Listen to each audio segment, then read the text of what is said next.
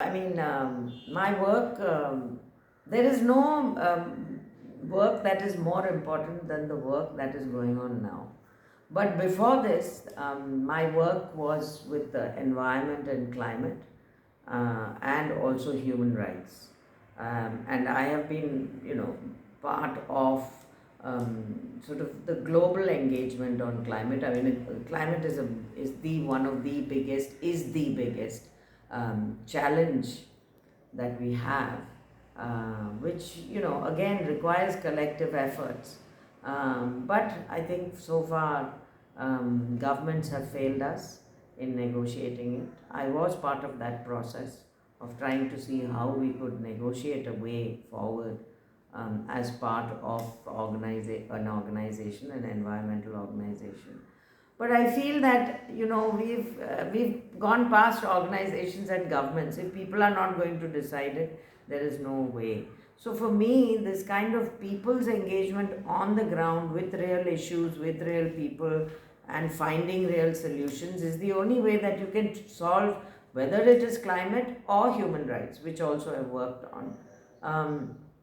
That people have to feel empowered themselves. Nobody can make you empowered. You have to feel empowered that yes, I am somebody and I stand for something and I am a citizen. So I think that kind of collective force is something that is very dear to me, and I feel very strongly about it, and I think it is something that it touches everyone. So that's what I like doing. Madam, our climate and our Western Ghats, what is the relationship or importance of Western Ghats for climate? See, these are the Western Ghats can be a real indicator of where things are going wrong. These are very delicate ecosystems. There has to be a very strong bond, but a very, very healthy bond between the human and nature. If development is defined as something that is about the destruction of nature, then nature may not work for our benefit.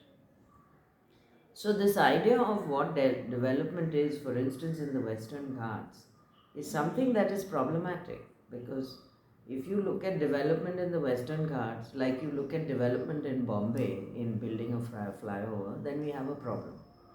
Because Western Ghats has its own ecosystem.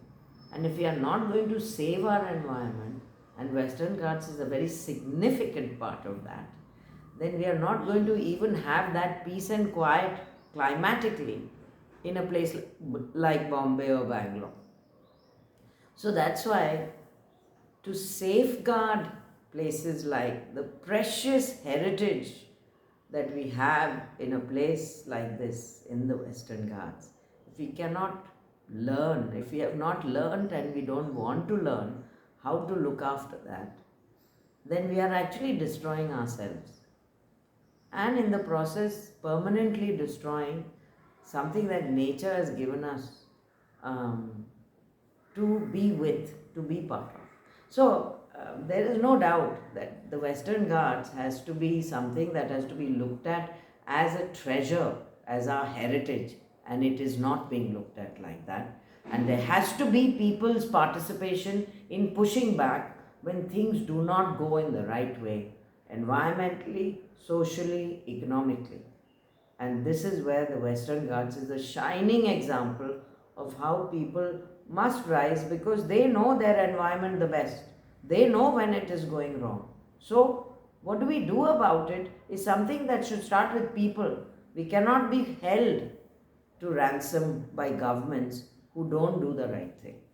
Madam, about your journey, what made you to do for these activities, environmental, climate, and social, political change? I think there is nothing more rewarding and important than working with people. If you think you're an island and you can do everything for yourself, and I will prosper because I can make everything for myself, I don't subscribe to that view. I like meeting people. I'm curious about what people think. I'm curious and wanting to know how do we connect, how do we make things happen together. I mean, after all, I'm very proud to be an Indian, and I'm very proud to be part of the largest democracy in the world. But I can't just say I'm proud to be that.